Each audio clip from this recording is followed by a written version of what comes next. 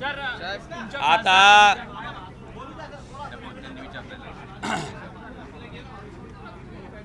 मला वाटतंय मुंबईत ह्या वृत्तवाहिनीवर खासदार निधी मिळालेल्या बाबतीत त्या ठिकाणी आलंय। त्याच्यात माझ्या मतदारसंघामध्ये 18 कोटी रुपये खासदार निधी प्राप्त झालाय।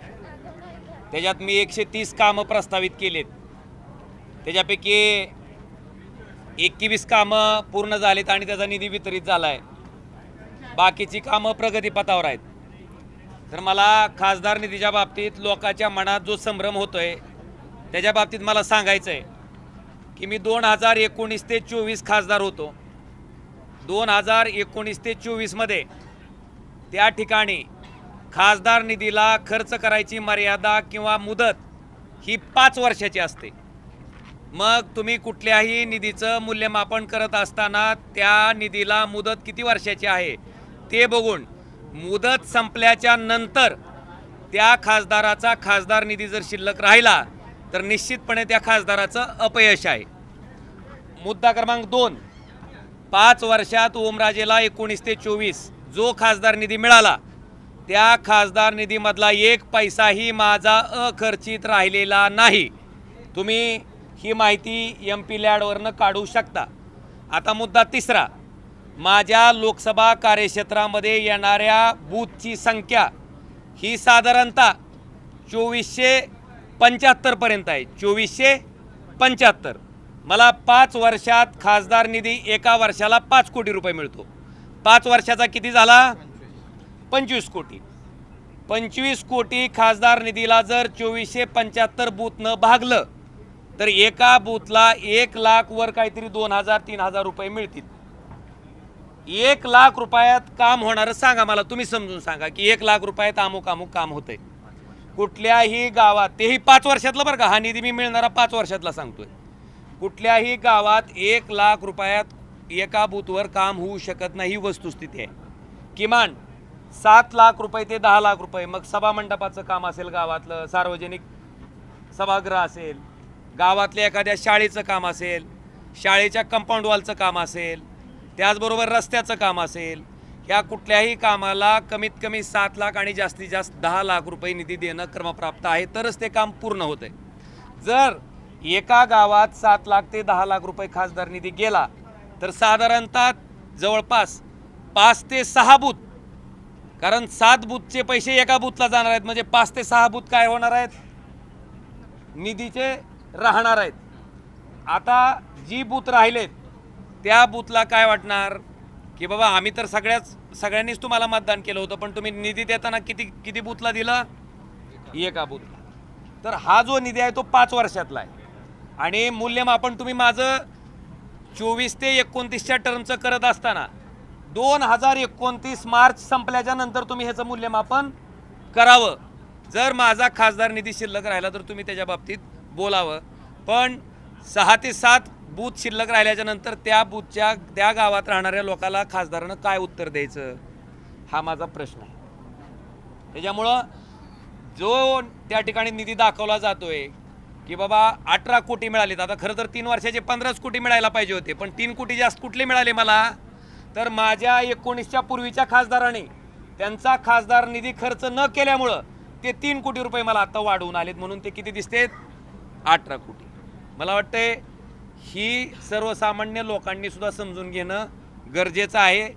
आणि शेवटी आम्ही लोकप्रतिनिधी म्हणून काम करत असताना गावातल्या प्रत्येक माणसाचं अपेक्षा आमच्याकडनं असते किंवा खासदारांनी आमच्या गावात कुठलं एक ना एक तरी काम करावं आणि ती त्याची मागणी ही माफक आहे, ती पूर्ण केली पाहिजे। काल मला असाही प्रश्न विचारण्यात आला की ज्यावेळेस काँग्रेस राष्ट्रवादीचं सरकार होतं त्यावेळेसच्या कुठल्या आमदारांना असं म्हणलं नाही की मला विकास करायचा आहे म्हणून किंवा मला लोकांची कामं करायची म्हणून मला सत्तेत जावं लागतं।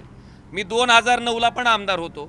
2009ला मी आमदार असताना काँग्रेस राष्ट्रवादीचं ज्यावेळेस कधी सरकार होतं त्यावेळेस किमान 40% विकास निधी त्या विरोधी पक्षाचा जरी आमदार असता तरी त्याला दिला जात होता। मला वाटतं आत्ताची जर परिस्थिती आपण बघितली तर आकडेवारी काढल्याच्या नंतर तोही विकास निधी आपल्याला लक्षात येईल। खासदार निधी ठीक आहे, पण बाकीचा जो विकास निधी आहे, जिल्हा नियोजन समितीचा असेल, आपले विविध शासनाचे हेड असतील, त्याचा मिळणारा निधीसुद्धा विरोधी आमदाराचा विरोधी खासदार जर आपण काढला तर मला वाटतं ह्या प्रश्नाचं उत्तर त्या ठिकाणी आपल्या सगळ्याला आपसूक मिळेल. आणि सगळ्यात महत्त्वाचं, आम्ही शेवटी मतदारसंघातल्या सर्वसामान्य माणसाशी देणं लागतोय. मी माझ्या आयुष्यातला पूर्ण वेळ मतदारसंघातील सामान्य माणसासाठी दिला आहे. आणि त्या सामान्य माणसाला सुद्धा जर आपण विचारलं की बाबा ओमराजे खासदार म्हणून काम करत असताना तुमची कुठलीही अडचण आली तर ओमराजे तुम्हाला उपलब्ध होता का?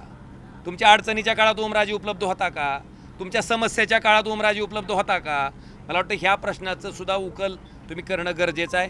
हां, आम्ही काम करत नसू, आम्हाला त्या ठिकाणी काहीच केलं नसेल आणि जर आम्हाला नाही लोकांनी रिझल्ट दिला तर आम्ही निश्चितपणे मान्य करू. मी स्थानिक स्वराज्य संस्थेचं सुद्धा बोललो. मी अजून परत त्याचं तुम्हाला परत रिपिटेशन करतो. जिल्हा परिषद, पंचायत समिती आणि नगरपालिका ह्या तिन्ही निवडणुकामध्ये आमचे निष्ठावंत कार्यकर्ते जे माझ्यासारखेच 24 तास लोकांसाठी काम करणार आहेत, मी अनेक लोकांचं नाव या ठिकाणी घेऊ शकतो. हे नगराध्यक्षपदासाठी, नगरसेवक पदासाठी, जिल्हा परिषद सदस्य पदासाठी, पंचायत समितीसाठी निवडणूक लढवत होते.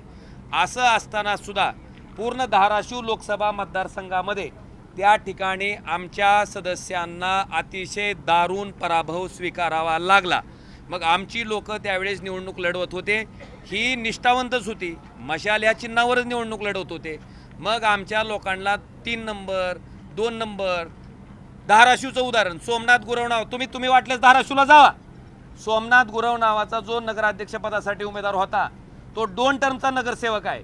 त्याचं काम विचारा लोकांना. जर लोक म्हटले की नाही नालायक माणूस होता, काही कामाचा नव्हता म्हणून पाडला, मान्य करीन. पण लोक जर म्हणले की हा काम करत होता, 24 तास लोकांसाठी देत होता आणि तरीसुद्धा त्याचा पराभव झाला, तर निश्चित तुम्ही, मला वाटते की मी सुद्धा जनतेला प्रश्न विचारणं गरजेचं आहे की बाबा ह्या कार्यकर्त्यांचा का पराभव झाला. मला त्याच्या पाठीमागचं एवढंच उत्तर मिळतं आहे की तुमच्याकडे सत्ता नाही, मग तुमच्याकडे स्थानिक स्वराज्य संस्था दिली तर तुम्ही कसं काम करणार. मला वाटतं हा प्रश्न त्या माणसाच्या मनात पडला असेल, म्हणून मी असेल, आमचे आमदार असतील, आमचे कार्यकर्ते असतील, ह्यांनी पूर्ण वेळ सामान्य माणसासाठी काम करून सुद्धा त्यांना स्थानिक स्वराज्य संस्थांमध्ये अख्ख्या लोकसभा कार्यक्षेत्रामध्ये एकही पंचायत समिती आमच्या विचाराची निवडून आली नाही, एकही नगरपालिका त्या ठिकाणी आमची निवडून आलेली नाही. आणि जिल्हा परिषदला तर अतिशय वाताहत त्या ठिकाणी आमच्या उभा राहिलेल्या निष्ठावंत कार्यकर्त्याची झाली. मग माझ्या मनात हीच खंत आहे की सामान्य लोकांनी जो कौल दिला त्या ठिकाणी मतदान करत असताना, तो सत्तेच्या बाजूने दिला, त्यांची विकास कामं होण्यासाठी दिला, तर मला वाटते त्याच्या बाबतीत जी मी भूमिका घेतली ती मला गैर वाटत नाही.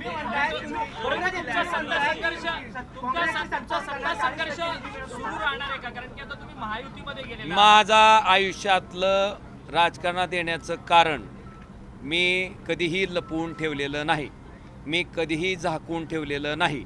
आणि माझ्या मतदारसंघामध्ये जे मी बोललोय त्या मुद्द्यावर मी ठाम आहे की माणूस कुठल्या का पार्टीनं असना, पण ज्याचा विचार नीच आहे, ज्यानं नीच कृत्य केलंय, अशा माणसाला माझा कायम विरोध असणार आहे. आणि तो विरोध तुम्हाला इथून पुढच्या कालखंडामध्ये सुद्धा कायमस्वरूपी दिसत राहील. मी शपथ घेऊनच उतरलो होतो की अशा नालायक लोकांचं राजकारण संपवल्याशिवाय मी शांत बसणार नाही. त्या शपथेशी मी प्रामाणिक आहे. हे आपल्या माहितीसाठी, ती जेव्हा भारतीय जनता पार्टीत आलं त्यावेळेस सुद्धा ओमराजे शिवसेनेत होता, पण ओमराजेनं त्याला विरोध केलाय, हे रेकॉर्डवर आहे. आणि इथून पुढच्या कालखंडामध्ये सुद्धा अशा वृत्तीच्या लोकांना विरोधच राहणार.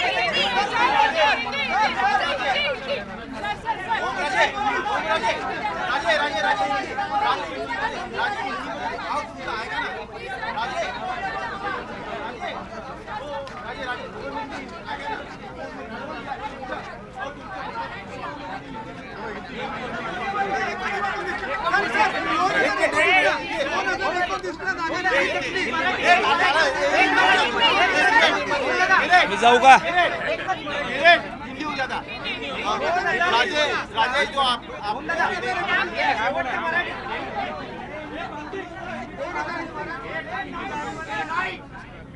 आपके कुछ इलेक्ट्रॉनिक मीडिया के माध्यम से मुझे सांसद बनने के बाद वहाँ पे जो मेरे चुनाव क्षेत्र के विकास के लिए जो निधि आवंटित होता है उसके बारे में आंकड़े दिए गए हैं। मैं इसके बारे में स्पष्ट करना चाहता हूं कि एक सांसद को एक साल में उसके चुनाव क्षेत्र के विकास के लिए 5 करोड़ रुपए आवंटित किए जाते हैं। 5 साल का अगर आप हिसाब देखेंगे तो 25 करोड़ रुपए एक सांसद को एक टर्म में 5 साल में मिलते हैं और आवंटित निधि को खर्च करने के लिए एक सांसद को 5 साल का समय रहता है। मुझे लगता है एमपी लैड फंड का जो कुछ मूल्यमापन आप कर रहे हैं वो 5 साल खत्म होने के बाद आपने करना चाहिए, क्योंकि उसका लिमिट जो है खर्च करने का वो 5 साल है।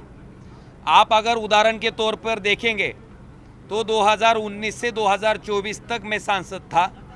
इन 5 सालों में मुझे जो निधि आवंटित हुआ मेरे चुनाव क्षेत्र के विकास के लिए, वो पूरा का पूरा निधि मैंने 100% खर्च किया हुआ है। अभी मेरा दूसरा टर्म चल रहा है, उसमें 24 से 29 तक जो निधि मुझे मिलेगा वो पूरा का पूरा 29 के बाद अगर एक पैसा भी बचता है तो उसके लिए मैं बिल्कुल जिम्मेवार हूँ। दूसरी बात, जो बताया जाता है कि बाबा 5 करोड़ रुपए यानी 5 साल के 25 करोड़ रुपए में चुनाव क्षेत्र में मेरे वार्ड कितने हैं, तो 2475 मेरे चुनाव क्षेत्र में वार्ड है और उन सारे वार्डों ने मुझे वोट डाला है। तो 25 करोड़ को अगर आप 2475 चुनाव क्षेत्र के वार्ड से अगर आप डिवाइड करेंगे तो हर एक वार्ड में 1 लाख रुपए और उससे आगे 2000 रुपए, 1 लाख 2000 रुपए या 3000 रुपए कुछ तो हिसाब आएगा। 1 लाख रुपए में एक वार्ड में क्या काम कर सकते हैं हम? कुछ भी नहीं हो सकता। 1 लाख रुपए में कुछ काम नहीं हो सकता। कम से कम 7 लाख रुपए से 10 लाख रुपए तक अगर कोई सभागृह देना होगा, कोई रास्ता करना होगा, स्कूल के लिए इमारत एक जो उसकी वर्ग खोली होती है वो देनी होगी, तो उसके लिए कम से कम 7 लाख रुपए से 10 लाख रुपए तो निधि आवंटित करना ज़रूरी है। इस काम को अगर एक वार्ड में हम निधि ये 7 लाख रुपए से 10 लाख रुपए देंगे तो मुझे लगता है लगभग 6 से 7 प्रभाग, 6 जो वार्ड है वो निधि से वंचित रहेगी और वहाँ के लोगों को ऐसा लगेगा कि बाबा एक ही वार्ड में आपने निधि आपका दिया है, 6 वार्ड को आपने निधि दिया नहीं है, तो उनको भी अन्याय की भावना उनके मन में भी आएंगी। इस कसौटी की सीढ़ी पे हम चलते हैं। तो मेरा कहना इतना ही है कि ये हमारे सामने आने वाली दिक्कतें हैं।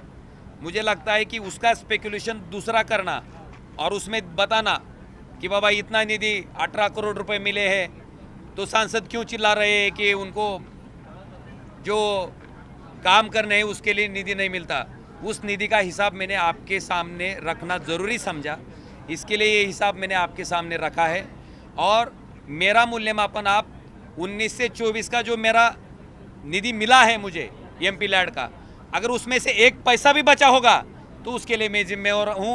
मेरा 1 पैसा भी बचा हुआ नहीं है। क्या आपका पॉलिटिकल स्टांस बदलने वाला है? सर साथ ही साथ उद्धव ठाकरे गुट से ये भी कहा जा रहा है कि आपके साथ जो भी लोग जुड़े हुए उनका आपसे भरोसा उठ गया है। साथ ही साथ ऑपरेशन तुड़वा की भी उन्होंने घोषणा की है। इस तरीके से बयानबाजी सामने आ रहा है। संजय राउत ने गालियां तक दी है। मैं आपको उसके बारे में इतना ही कहना चाहता हूँ, मैं ज़मीन से जुड़ा हुआ कार्यकर्ता हूँ। ऐसा नहीं मैं पूरा मेरा जितना समय मिलता है, मेरा कुछ व्यवसाय भी नहीं है, ना मेरी कुछ शुगर फैक्ट्री है, मेरी कोई शैक्षणिक इंस्टीट्यूट है, और मेरा पूरा का पूरा समय जो मेरे चुनाव क्षेत्र के लोग हैं, जो एकदम आखिर का तबका है, उनसे मैं डायरेक्टली जुड़ा हुआ हूँ। उनके लिए मैं काम करता हूँ और मेरा काम प्रामाणिक है, मैं उनके लिए करता हूँ, ये विश्वास उन लोगों के मन में भी है। और उसके बारे में मैं इतना ही बताना चाहता हूँ कि मैं अगर लोगों के लिए समय दे रहा हूँ, अगर एक भी मेरे चुनाव क्षेत्र के किसी आदमी की कंप्लेंट होगी कि हमारा सांसद हमारा फ़ोन नहीं उठाता, हमें कुछ समस्या आती है तो उसको हल करने के लिए हमारा सांसद आगे नहीं आता, हमारा सांसद अगर लोकसभा में बैठा तो हमारे मुद्दे नहीं उठाता। ऐसा एक भी अगर कंप्लेंट किसी ने की तो उसके लिए मैं जिम्मेवारी लेने के लिए तैयार हूँ। मैं पूरे ईमानदारी से उनके लिए काम करता हूँ और मैं इतना ही कहना चाहता हूँ कि मुझे इसका गुरूर नहीं है, मैं काम करता हूँ, इसके लिए मैं बोलता हूँ। और हमारे लोकशाही में लोक प्रतिनिधि का कर्तव्य है कि उनके लिए जो जिम्मेवारी है वो निभाना है। वो निभाने में मैं कहीं भी कुछ भी कमी मेरे तरफ से नहीं है। और मुझे लगता है निश्चित तौर पर कुछ लोगों को मेरे ऊपर प्यार है, एकदम कनेक्ट हूँ। उनको ऐसा नहीं लगता कि ये सांसद है, उनको लगता है कि मेरे घर परिवार का कोई तो आदमी है। तो उसके कारण कुछ लोगों को मेरे ऊपर इंस्टेंट रिएक्शन जो रहती है वो आई है। मैं उसके बारे में कभी झुठलाता नहीं। और आपको एक बात बताना चाहता हूँ, मेरा कमेंट सेक्शन अभी तक बंद नहीं हुआ है, मैं सुन रहा हूँ, जो कुछ बोल रहे हैं मैं सुन रहा हूँ। मैं सारे फ़ोन भी ले रहा हूँ, उनसे बात कर रहा हूँ मैं कि ये निर्णय के लिए मुझे किस मजबूरी में आना पड़ा, किस लिए मैं आया हूँ, ये भी बात उनको समझा रहा हूँ। और मैं इतनी ही बात कहना चाहता हूँ कि ये सारे बातें बनाने के बाद उनको भी मेरी बात समझ में आ रही है। मैंने जो निर्णय लिया हुआ है, मैंने मेरे चुनाव क्षेत्र में जाकर लोगों से बात करके मैंने ये निर्णय लिया हुआ है। कुछ लोगों को दिक्कत है तो बिल्कुल उनके पास मैं जाऊंगा, मैं उनके लिए आंसरेबल हूँ, उनको मेरी दिक्कतें बताऊंगा, मैंने क्यों ये निर्णय लिया है इसके बारे में उनको अवगत करूंगा। और मेरा जो काम है वो जितने स्पीड से मैं पहले काम कर रहा था उतने ही स्पीड से मैं काम करूंगा। और अगर सत्ता का साथ, सरकार का साथ दोनों मुझे मिलता है तो मैं और अच्छी तरीके से काम मेरे चुनाव क्षेत्र में कर पाऊंगा। और मैं आपको एक ही बात बताना चाहता हूं, मैं बात करने से ज़्यादा मैं आगे के 6-7 माह में उसका रिजल्ट लोगों के सामने रखूंगा।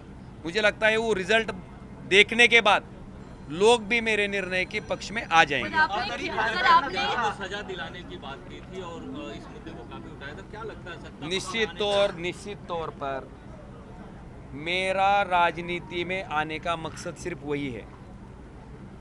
जिस प्रकार से मेरे पिताजी और उनके जो ड्राइवर थे समत काजी, उनकी घिनौनी तरीके से जो हत्या की गई थी, जिस कारण से की गई थी, वह कारण उनके पॉलिटिकल अपोनेंट का इस जन्म में पूरा नहीं होने देने का, इसके लिए मैं पॉलिटिक्स में आया था, इसके लिए मैं राजनीति में आया था।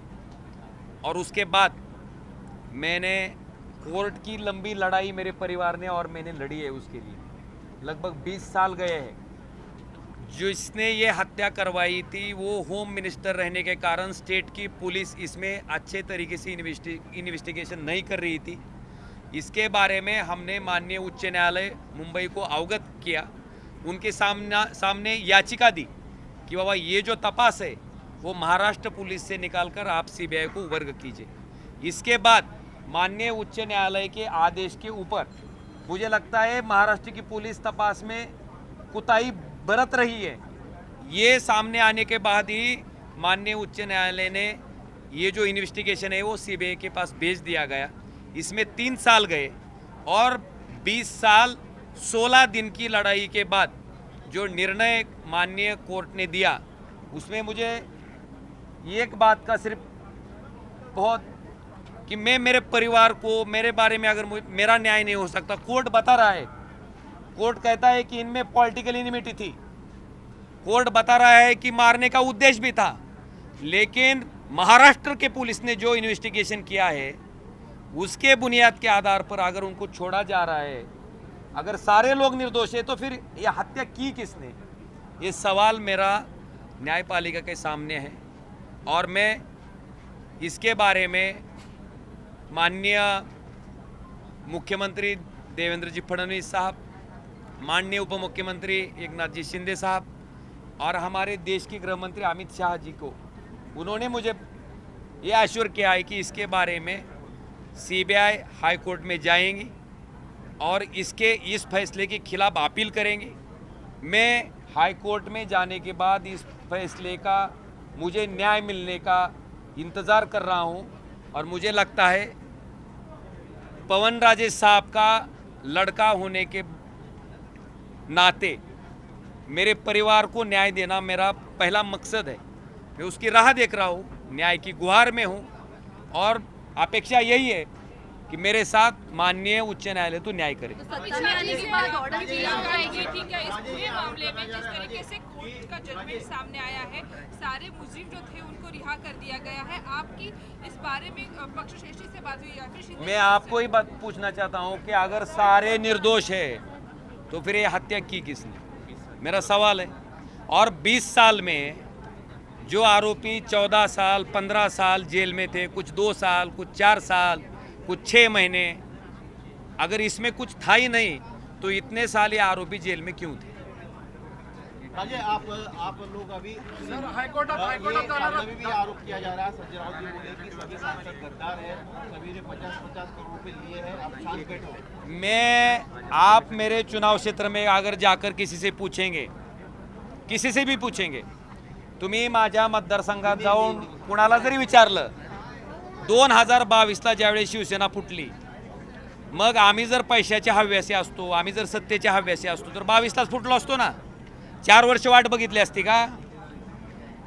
4 वर्ष तुम्ही म्हणताय की पैशासाठी, मग 4 वर्ष आम्ही आमचं नुकसान करून घेतलं असतं का? आमचं, मी कसा माणूस आहे माझ्या मतदारसंघातील लोक जाणतात, त्यांना मी कशा पद्धतीनं काम करतो हेही माहिती आहे आणि आपल्या समोर सांगतो की मी ज्या पद्धतीनं काम करतो हे सामान्य माणसाला माहिती आहे। पैसे असेल, पद असेल, ह्या गोष्टी माझ्यासाठी अतिशय गौण आहेत। माझ्या पूर्ण जीवनात त्याला कधीही महत्त्वाचं स्थान नाही आहे, हे मी तुम्हाला आवर्जून सांगू इच्छितो। आणि राऊत साहेब असतील, मला त्यांच्याबद्दल बोलायचं नाही, मी कायमस्वरूपी म्हणतोय की मी एक सामान्य कार्यकर्ता आहे।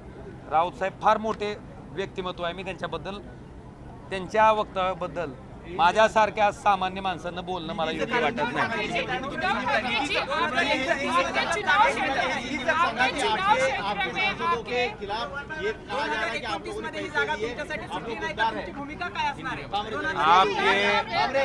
आपके सवाल के ऊपर मेरा जवाब इतना ही है कि 2022 में शिवसेना पहली बार फूटी थी।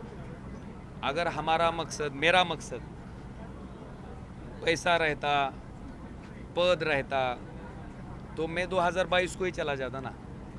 2022 से 2026 तक की राह में नहीं देता था।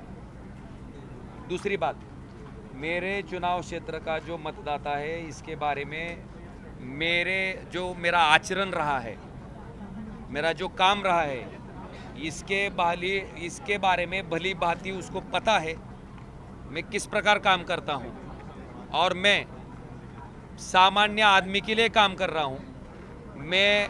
मेरे इसमें पैसा होगा, कोई पोजीशन होगी, ये कभी मेरे जीवन में प्राथमिकता नहीं रही है।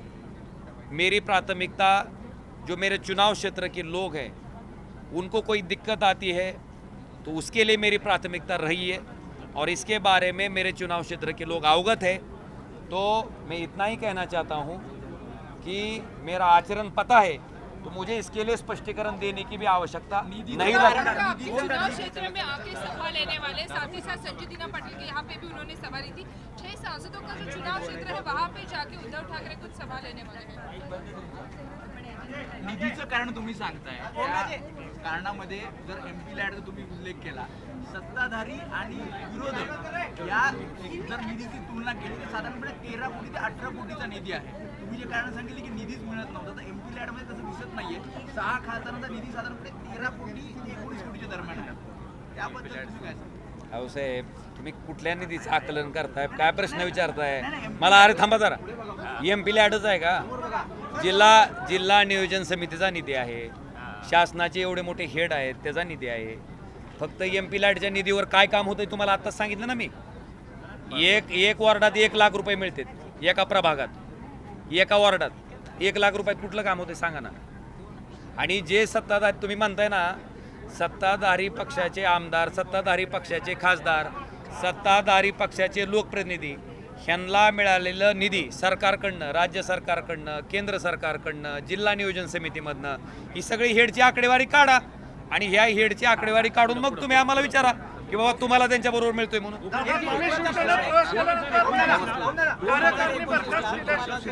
मला वाटतंय मी फक्त तुम्हाला निधीची आकडेवारी सांगण्यासाठी इथं येणार होतो, पण तुम्ही ऐका, मी सगळ्या गोष्टीबद्दल बोलण्यापेक्षा माझा विश्वास कामावर आहे.